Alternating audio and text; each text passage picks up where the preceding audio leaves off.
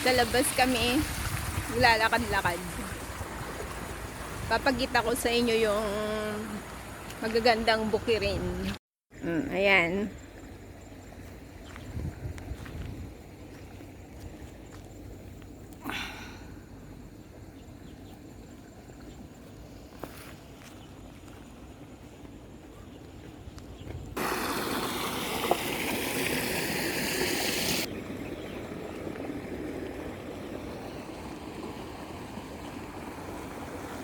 Yan yung patubig nila.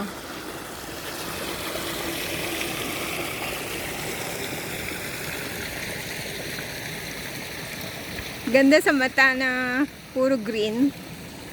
Ito yung kabila.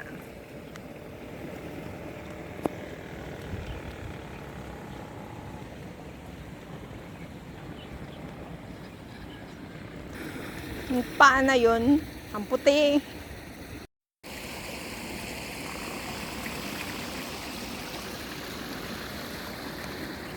Natatanim lang na palay, siguro mga isang buwan na. Daming mga lamot. Ganda, no? Ang lusog ng mga pananim nila. Dito sa Taiwan, 2 beses silang nagtatanim. Hindi kagaya dyan sa Pilipinas, 3 beses. Dito 2 beses lang kasi may winter.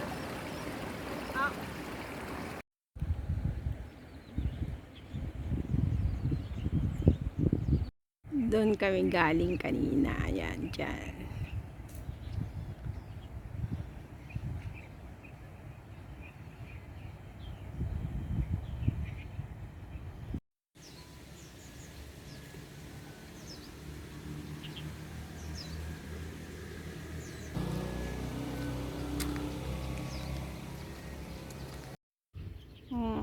Winter gourd yan.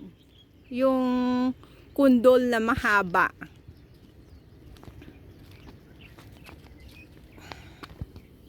Ayan.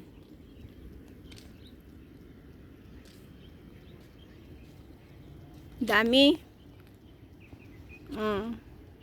Ayan si kuya. Sabi nung may-ari,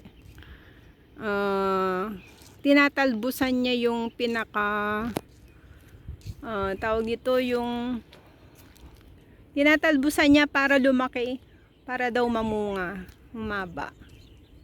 Yan yun, kundol na mahaba, winter gourd. Dami.